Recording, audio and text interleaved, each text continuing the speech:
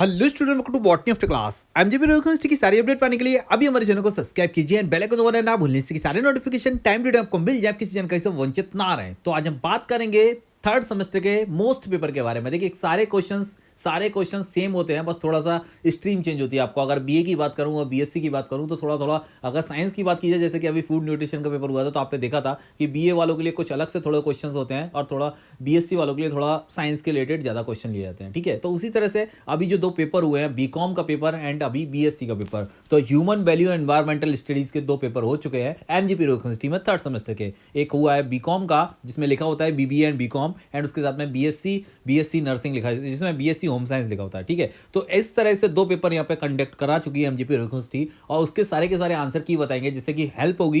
BSc वाले जो question paper बच्चे देके आए हैं वो भी देखेंगे कि उन्होंने कितने क्वेश्चन सही किए हैं और क्या क्वेश्चन का सही आंसर मिलेगा। एंड इसको आपको क्लियर हो जाएगा आपको रिजल्ट आने से पहले कि भाई साहब मैंने क्वेश्चन किए हैं, लगभग मेरे 40 नंबर आ गए तो मैं पास हो जाऊंगा, नहीं तो फिर आपकी बैक आएगी। मैंने आपको बताया था कि यहाँ पे 33 नंबर ला के पास नहीं हुआ जाता। तो बात करते हैं सीधे पेपर की ओर चलते हैं। तो देखिए इस तरह से पेपर आया था।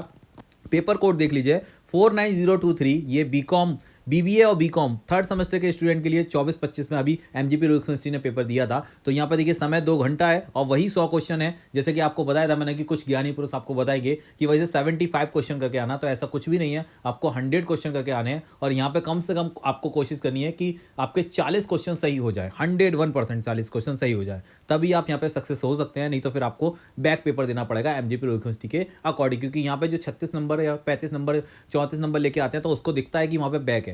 तो 33 नंबर तो आप भूल ही जाइए, अगर 34 भी आते तब भी आपका बैक लग जाएगा एमजीपी यूनिवर्सिटी के इस पेपर में। अब बात करें हम बीएससी की, और बीएससी होम साइंस यहाँ पे जो पेपर है थर्ड सेमेस्टर का, उसका पेपर कोड देख लीजिए 49013। ये एमजीपी यूनिवर्सिटी का 24-25 का अभी का पेपर है। इसका पूरा का पूरा सॉल्यूशन बताएंगे और कुछ क्वेश्चन यहाँ पे मिस हो गए हैं। तो आप देखिए, मैंने आपको पहले ही बोला था कि कुछ क्वेश्चंस आपको पूरा पेपर दिखाना हमारा लक्ष्य है। आप देख लीजिए कैसे क्वेश्चन पूछे गए हैं। बाकी कोशिश यही की जाएगी कि सारे क्वेश्चन के आंसर आपको बताए जाएं।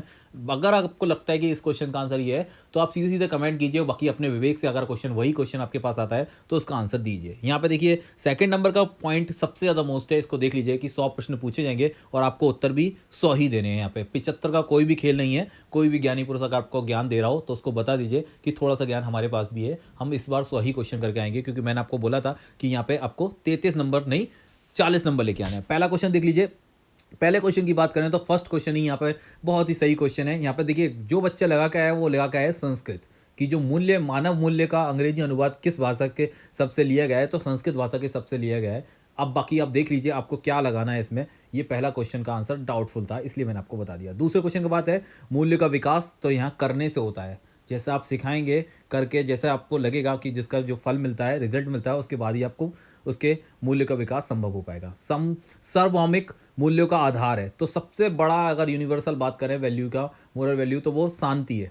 पीस, सारे देश यही चाहते हैं शांति, और सबके सिद्धांत भी शांति के ऊपर निर्भर है, तो यहाँ पे शांति होगा। अब चौथे अगर क्वेश्चन की बात करें तो यहाँ पे शिक्षकों की भूमिका सबसे बड़ी है।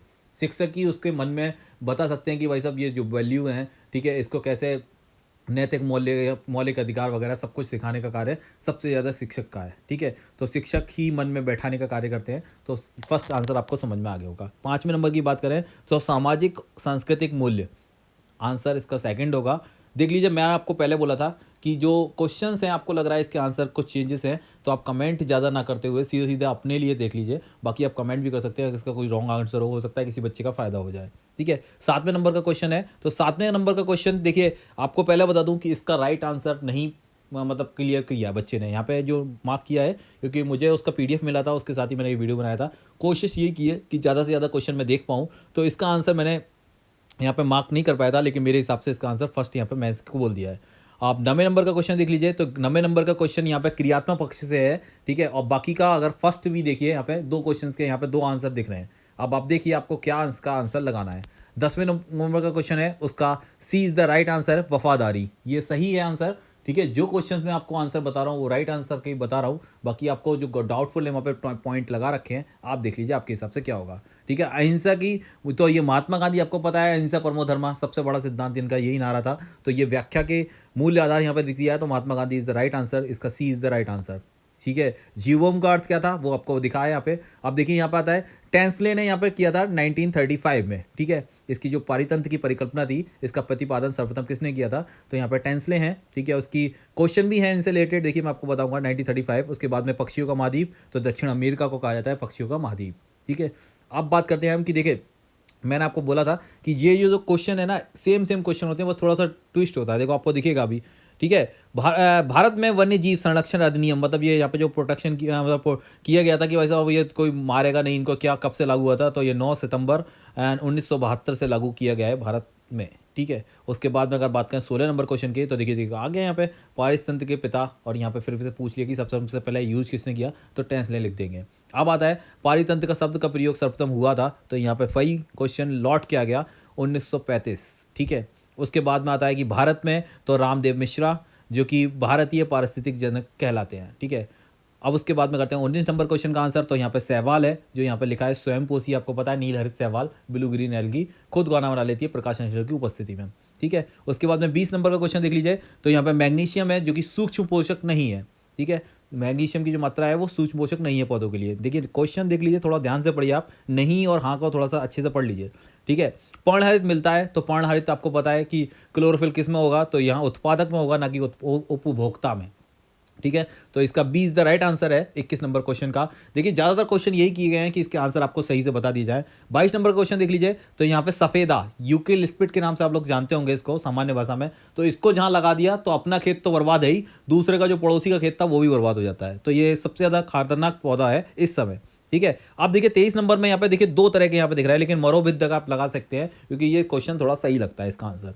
बात करते हैं 24 नंबर का क्वेश्चन, तो ये कोलकाता में स्थित है। भारतीय प्राणी वैज्ञानिक सर्वेक्षण यहाँ पे रिसर्च की जाती है, और पूरा का पूरा जो यहाँ पे जोलॉजिकल सर्वे टीम का जो लोकेटेड है वो यहाँ पे कोलकाता में है, ठीक है।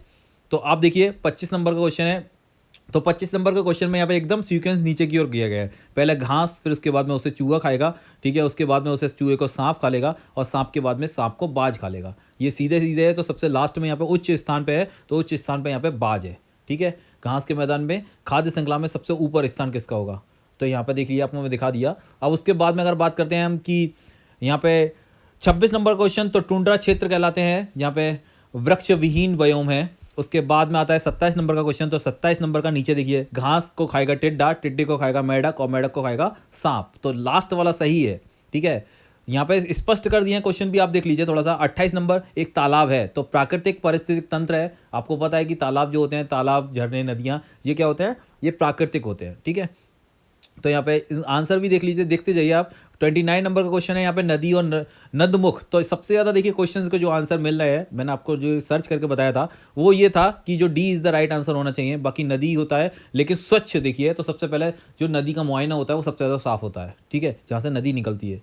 जैसे कि बात करें गौमुख, तो वहाँ पे अगर जल को चेक किया जाए गंगा जल को, तो वो सबसे ज़्यादा अच्छा प्योर होता है, ठीक है। उसके बाद में 30 नंबर का क्वेश्चन है, तो सर्वाहारी होगा यहाँ पे, जो जीव मांस भी खाते हैं और पौधे भी खाते हैं, ठीक है।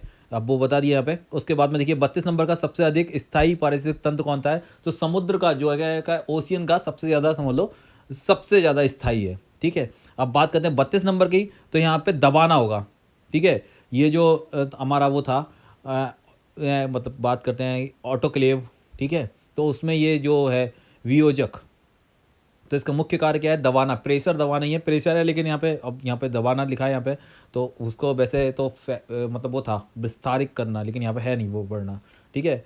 परितंत्र में मानव है, तो क्या है ये सर्वाहारी, आपको पता है कि मानव घास फूस भी खा सकता है, शाकाहारी भी होते हैं और मांसाहारी भी होते हैं। तो देखिए क्वेश्चंस के आंसर सटीक ज़्यादा से ज़्यादा दिए गए हैं, तो आप लोग देख लीजिए, बाकी अपने विवेक का यूज़ कीजिए। 35 नंबर का क्वेश्चन है यहाँ पे, तो प्रकाश संश्लेषण द्वारा आहार श्रृंखला का प्रारंभ भी आपको पता है कि प्रकाश संश्लेषण द्वारा होता है, ठीक है, जिसमें हरे पेड़ पौधे अपना खाना बनाते हैं। उसके बाद में बात करें एक्वेरियम, तो आपको पता है एक्वेरियम तो हम खुद बनाते हैं, तो ये कृत्रिम होगा।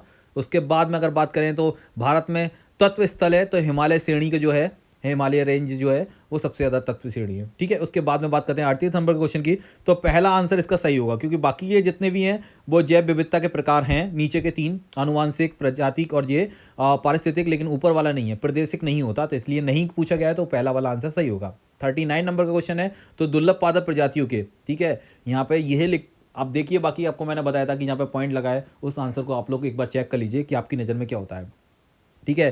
केवलादेव पक्षी विहार कहाँ पे स्थित है? तो भरतपुर में स्थित है, ये राजस्थान में स्थित है, याद रखिए। कहीं कहीं भरतपुर भी पूछा जाएगा, कहीं कहीं राजस्थान भी, तो यहाँ पे B is the right answer. उसके बाद में प्रोजेक्ट टाइगर, तो आपको पता है 1 अप्रैल 1973 में ये हुआ था, और ये बंगाल टाइगर के मतलब उसको बचाना था, ठीक है। जो बंगाल टाइगर को सबसे ज़्यादा पहले स्टार्ट हुआ था, तो ये आप याद रखिए थोड़ा सा, ठीक है। भारत में किस राज्य में बाघ का स्टेट कहा जाता है? तो उत्तर प्रदेश, तो आपको पता है, ठीक है। यहाँ पे दुधवा नेशनल पार्क, याद रखिए आप लोग इस नाम से भी, दुधवा नेशनल पार्क, तो बाघ का स्टेट है उत्तर प्रदेश। उसके बाद में बात करें, चिल्का बिहार पक्षी है, तो ये उड़ीसा में है, ठीक है। और बाकी जो शब्द का 44 नंबर का क्वेश्चन है, तो ये फ्रांसीसी शब्द है, ठीक है। तो ये फ्रेंच शब्द है, यहाँ पे फ्रेंच वर्ड से लिया गया है। तो ये याद रखिए क्वेश्चन, क्योंकि ये क्वेश्चन हर बार पूछे जाते हैं, और मैंने देखा है कि जब एक दो बार पेपर में ये तो पूछा ही जाता है कि किस शब्द से लिया गया, लैटिन भाषा में काफ़ी बच्चे ये सोच लेते हैं, लेकिन ऐसा यहाँ पर नहीं है। पर्यावरण का क्या आवृत है? तो यहाँ पे वायुमंडल है, ठीक है। उसके बाद में बात करें ओजोन की, तो O3 के नाम से आपको पता है कि ओजोन होता है, ठीक है। ऑक्सीजन को O2 के लिए जाता है, और कार्बन मोनोऑक्साइड को CO लिखा जाता है केवल, ठीक है। आप ये याद रखिए। 47 नंबर का क्वेश्चन है, तो डेविस इसका राइट आंसर है। एंड उसके बाद में 48 नंबर का क्वेश्चन की बात करें, तो रियो डी जनेरियो, यहाँ पे आपको बताया था जनेरो में, यहाँ पे 3 से 14 जून तक यहाँ पे स्टार्ट हुआ था 1992 में, ठीक है। सबसे पहला पृथ्वी शिखर सम्मेलन जो हुआ था 3 से 14 तक हुआ था, ठीक है। तो याद रखिए इन क्वेश्चनों को। एंड 49 नंबर का क्वेश्चन की बात करें, तो नाइट्रोजन नहीं होती ग्रीन हाउस में, आपको पता है ऑक्सीजन और नाइट्रोजन नहीं होते, ओजोन होता है, ये सब कुछ होते हैं, लेकिन ऑक्सीजन और नाइट्रोजन नहीं होते। 50 नंबर का क्वेश्चन है, तो यहाँ पे इसका आंसर झांसी में है, ठीक है। जो यहाँ पे जो आपका रिसर्च सेंटर है वो यहाँ पे झांसी में है, ठीक है। उसके बाद में 51 नंबर के क्वेश्चन की बात करें, सुनामी लहरों का मुख्य कारण क्या है? तो जो समुद्र के तल पर जो भूकंप आते हैं ना, वो सबसे ज़्यादा इसका कारण होते हैं, ठीक है। उसके बाद में बात करें 92 नंबर के क्वेश्चन की, तो ये बायोडीजल के लिए देखिए, यहाँ पे क्वेश्चन का आंसर यहाँ पे मध्य प्रदेश लिखा है, लेकिन ये राजस्थान में सबसे पहले स्टार्ट हुआ है। अब बाकी का देखिए क्या ही इसका आंसर होगा, क्योंकि यहाँ पे तो मुझे नहीं लगता कि झारखंड, छत्तीसगढ़ और ये लिखा है, मध्य प्रदेश के करीबी लगता है, तो वही हो सकता है मध्य प्रदेश हो, लेकिन इसका राइट आंसर राजस्थान है, ठीक है। बात करते हैं 54 नंबर के क्वेश्चन की, तो यहाँ पे सिक्किम है, ठीक है। पहला भारतीय राज्य है सिक्किम। उसके बाद करेंगे बात 55 नंबर के क्वेश्चन की, तो यहाँ पे सबसे ज़्यादा कौन करता है? तो वो ग्रीन हाउस इफेक्ट के लिए उत्सर्जित करता है चीन। तो चीन is the right answer, second number का आंसर है इसमें 55 नंबर के बी क्वेश्चन का, मतलब बी आंसर है। उसके बाद में आता है 56 नंबर का क्वेश्चन, तो ये रुड़की में है, ठीक है। इसको आंसर देखिए ध्यान से, इसका आंसर होगा रुड़की। जल विज्ञान का राष्ट्रीय संस्था कहाँ स्थित है? तो ये रुड़की में स्थित है। उसके बाद में आता है विश्व जल दिवस कब मनाया जाता है? तो 22 मार्च को मनाया जाता है, ठीक है। देखिए क्वेश्चंस को कुछ आप लोग थोड़ा सा पढ़ लेंगे ना, तो बहुत ही इजी लगेंगे आपको, लेकिन बस थोड़ा मोरल वैल्यू वाले क्वेश्चन पढ़ लीजिए, वो थोड़ा समझ में दिक्कत में आते हैं। एनजीटी का मुख्यालय कहाँ है? तो ये दिल्ली में स्थित है। भारत में एनजीटी का मुख्यालय कहाँ स्थित है? तो ये दिल्ली में है। नई दिल्ली इसमें लिखा हो तो अच्छी बात है, क्योंकि ये नई दिल्ली में है। यहाँ पे दिल्ली लिखा है तो दिल्ली लिख सकते हैं, क्योंकि ये नई दिल्ली में है। WWF का मुख्यालय कहाँ है? तो ये स्विट्जरलैंड में है, ये आपको बता दूं। अब देखिए 60 नंबर का क्वेश्चन है, तो यहाँ पे देखिए राष्ट्रीय पर्यावरण कार्यक्रम है, और उसके बाद में जैव विविधता संरक्षण। अब इसके अंतर्गत आप देख लीजिए भाई साहब, 2 क्वेश्चन के आंसर यहाँ पे टिक राइट होल है, ठीक है। अब बाकी आप देखिए अपने विवेक से कि आपको कौन सा सही लग रहा है और कौन सा आंसर आप लगा सकते हैं। 61 नंबर के क्वेश्चन की बात करें, तो 61 नंबर की बात है, तो यहाँ पे वातावरण है, ठीक है। संपूर्ण जीव जगत को श्रेय देने वाला है, तो वो अब तक ये वातावरण है। उसके बाद में बात करें अगर 62 नंबर के क्वेश्चन की, तो सन 2006 में स्टार्ट हुआ था, ठीक है। ये जो वन अधिकार अधिनियम कब लागू किया गया था? तो सन 2006 में लागू किया गया था। और ये जब लागू कब हुआ था? तो वनों में ये सन 2008 में लागू हुआ है, ठीक है। 2 साल बाद लागू हुआ है वनों में, क्योंकि आपको पता है कि ये भारत है, यहाँ पे ऐसे ही होता है। अब उसके बाद में बात कहते हैं 63 नंबर के क्वेश्चन की, तो यहाँ पे first is the right answer. And उसके बाद में 64 नंबर का क्वेश्चन है, तो इसका आंसर होगा सी, ठीक है। अनुदेशन तकनीक, इसका आंसर होगा सी। उसके बाद में 65 नंबर का क्वेश्चन है, तो नैतिक मूल्य is the right answer, V is the right answer, ठीक है। उसके बाद अगर बात करते हैं हम 66 नंबर के, देखिए क्वेश्चंस को मैंने सीरीज आपको बता दिया। बाकी आपको लगता है कि कुछ क्वेश्चन गड़बड़ है तो उसका कमेंट कर सकते हैं, लेकिन ज़्यादा कमेंट ना करें तो ही अच्छा रहेगा, क्योंकि कमेंट करते हैं तो ठीक है, बाकी अपने विवेक से देखिए कौन से क्वेश्चन के आंसर क्या होंगे।